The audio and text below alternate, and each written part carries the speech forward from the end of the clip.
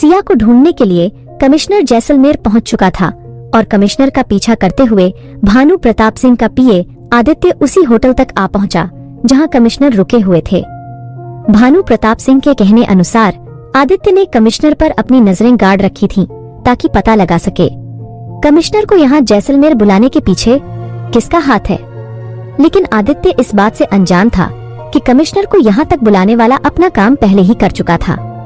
भले ही आदित्य ने कमिश्नर के फोन को टैप किया हुआ था, लेकिन जिसने भी कमिश्नर को यहाँ बुलाया था उसने कमिश्नर के पास फोन करने की बजाय होटल के उसी रूम में कोई चिट्ठी रखी थी जिस रूम में कमिश्नर रुके हुए थे, और उस चिट्ठी में हुकुम भानु प्रताप सिंह के महल का पता लिखा हुआ था जहां इस वक्त सिया मौजूद थी। जैसे ही कमिश्नर ने उस चिट्ठी को पढ़ा, कमिश्नर तुरंत हुकुम भानु प्रताप सिंह की हवेली जाने के लिए होटल के रूम से निकलकर नीचे पार्किंग एरिया में आ गया जहां एक ब्लैक कलर की गाड़ी पहले से ही कमिश्नर का वेट कर रही थी। आदित्य कमिश्नर का पीछा करते हुए पार्किंग एरिया तक पहुंचा और जैसे ही उसने कमिश्नर को गाड़ी में बैठते हुए देखा तो उसने तुरंत अपने ड्राइवर को कमिश्नर की गाड़ी का पीछा करने के लिए कहा। कमिश्नर का पीछा करते हुए आदित्य आधे रास्ते में पहुंच चुका था, लेकिन तभी अचानक से उसके सामने कोई दूसरी गाड़ी आकर रुकी, जिसकी वजह से आदित्य का ध्यान भटक गया और कमिश्नर की गाड़ी आगे निकल गई। कमिश्नर की गाड़ी से ध्यान हटते ही आदित्य ने तुरंत हुकुम भानु प्रताप सिंह के पास फोन मिलाया और बोला, माफ कीजिए हुकुम सा, मैं इस वक्त कमिश्नर की गाड़ी का पीछा कर रहा था, लेकिन अचानक से कमिश्नर कहीं गायब हो गया और मुझे लग रहा है फिलहाल कमिश्नर आपके महल की तरफ ही आ रहा है। अपने पीए आदित्य की बात सुनते ही भानु प्रताप सिंह ने चौंकते हुए कहा, क्या क्या बोल रहे हो तुम? आदित्य, कमिश्नर यहाँ इस महल में आ रहा है? नहीं, ऐसा नहीं हो सकता। जरूर तुम्हें कोई गलतफहमी हुई होगी। कमिश्नर को तो पता भी नहीं है कि जिसे वो ढूंढ रहा है वो हमारी रानी सा है। हुकुम भानु प्रताप सिंह अभी अपने पीए आदित्य से बात ही कर रहा था कि तभी एक नौकर दौड़ते हुए भानु प्रताप सिंह के सामने आया और हांफते हुए बोला, हुकुम सा, वो रानी सा फिर से गायब हो गई और इस बार ना तो वो अपने कमरे में है और ना ही बड़ी रानी के कमरे की तरफ गई है। मैंने उन्हें ढूंढने की बहुत कोशिश की, लेकिन रानी सा पूरे महल में कहीं नहीं मिल रही। उस नौकर की बात सुनते ही हुकुम भानु प्रताप सिंह ने गुस्से में फोन को दीवार पर दे मारा और उस नौकर पर चिल्लाते हुए बोला, क्या बक रहा है तू? रानी सा नहीं मिल रही मतलब? कहाँ गई वो और तुमने उन्हें जाने कैसे दिया? अब खड़े खड़े हमारा मुंह क्या देख रहे हो? चलो हमारे साथ और रानी सा को ढूंढने में हमारी मदद करो। इतना कहकर भानु प्रताप सिंह अपने कमरे से निकलकर बाहर आ गया और उसका नौकर सर झुकाकर भानु प्रताप सिंह के पीछे पीछे चल दिया। तभी भानु प्रताप सिंह ने अपने हाथ का इशारा करते हुए नौकर से कहा, तुम उधर जाओ, मैं इधर जाता हूँ, और हाँ, महल में जितने भी नौकर हैं सबको इसी काम पर लगा दो और पता करो कि रानी सा कहाँ गई है। यहाँ भानु प्रताप सिंह सिया को ढूंढने के लिए अपने महल के चप्पे चप्पे में उसे खोज रहा था और वहीं सिया महल से निकलकर पास ही के एक मंदिर में आ गई थी। मंदिर में आते ही सिया ने भगवान के आगे दिया जलाया और अपने हाथ जोड़कर भगवान से प्रार्थना करते हुए बोली, हे भगवान, आप मेरे साथ ऐसा क्यों कर रहे हैं? पिछले जन्म में जिस हुकुमसा से मैं प्यार करती थी, इस जन्म में उस हुकुमसा की छुअन को मैं बर्दाश्त तक नहीं कर पा रही हूँ। ऐसा क्यों हो रहा है? क्यों मुझे हुकुमसा का करीब आना अजीब लग रहा है? क्यों उनके छूने से मुझे घिन्न आ रही है? क्यों मेरे सपनों में उनकी जगह कोई और आता है? इतना कहकर सिया रोने लगी और नम आंखों से भगवान शिवजी की मूर्ति की तरफ देखते हुए बोली, हे शिवजी, आप मुझे बता क्यों नहीं रहे कि मैं कौन हूँ और वो कौन है जो मेरे सपनों में आता है? कौन है वो जिसके लिए मेरा दिल बेचैन हो उठता है? कौन है वो जिसके पास जाने के लिए मैं इतना तड़फ रही हूँ? कौन है वो?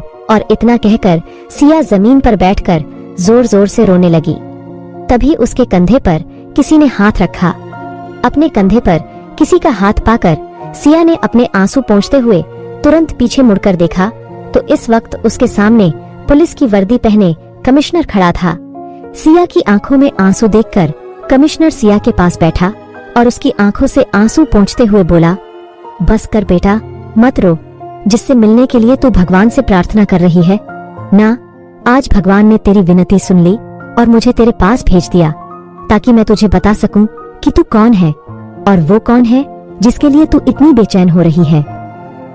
कमिश्नर के इतना बोलते ही सिया ने चौंकते हुए कहा, आप कौन हैं?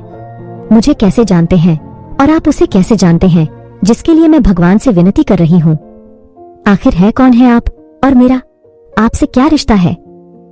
सिया की बात सुनते ही कमिश्नर ने सिया के सिर पर हाथ फेरा और मुस्कुराते हुए बोला, बेटा, शायद तुम मुझे नहीं जानती, लेकिन मैं तुम्हें बहुत अच्छे से जानता हूँ और तुम्हें ढूंढने के लिए ही यहाँ आया हूँ। अब तुम मुझे मिल गई तो मैं तुम्हें अपने साथ लेकर चलूंगा और उससे मिलाऊंगा जो पलकें बिछाए तुम्हारा इंतजार कर रहा है। कमिश्नर की बात सुनते ही सिया जमीन पर से उठी और कमिश्नर के साथ साथ उसकी गाड़ी की तरफ चलने लगी। जैसे ही सिया और कमिश्नर उस गाड़ी में बैठने वाले थे, वैसे ही हुकुम भानु प्रताप सिंह अपने आदमियों के साथ वहां आ पहुंचा। भानु प्रताप सिंह के आदमियों ने कमिश्नर को चारों तरफ से घेर लिया और फिर भानु प्रताप सिंह कमिश्नर से चिल्लाते हुए बोला, तुम होते कौन हो? हमारी रानीसा को अपने साथ ले जाने वाले? और तुम्हें क्या लगता है तुम हमारी रानीसा को कुछ भी पाठ पढ़ाओगे और वो तुम्हारे साथ खुशी खुशी चली जाएंगी? भानु प्रताप सिंह आगे कुछ बोलता, उससे पहले सिया ने भानु प्रताप सिंह की तरफ देखते हुए कहा, माफ कीजिए, लेकिन इन्होंने मुझे कोई पाठ नहीं पढ़ाया। ये तो बस मुझे उस आदमी से मिलवाना चाहते हैं जिसके लिए मैं बेचैन हो रही हूँ। देखिए, ये मेरे अतीत के बारे में सब कुछ जानते हैं कि मैं कौन हूँ, कहाँ से हूँ और कौन है जो मेरा इंतजार कर रहा है, इसलिए ये बस मुझे उनके पास ले जा रहे हैं। सिया की बात सुनते ही भानु प्रताप सिंह ने मुस्कुराकर कहा, अरे रानीसा कितनी भोली है, आप किसी की भी बातों में आ जाती है। आप जानती हैं ये कौन है? आपको क्या लगता है रानीसा कि ये पुलिस वाला यहाँ आपको लेने आया है? नहीं रानीसा, ये आदमी यहाँ हमसे बदला लेने आया है और ये कोई पुलिस वाला नहीं बल्कि एक गुंडा है जो पुलिस के कपड़े पहनकर आपके सामने खड़ा हो गया ताकि आप उसकी बात मान ले और ये आपको किडनैप करके यहाँ से ले जाए।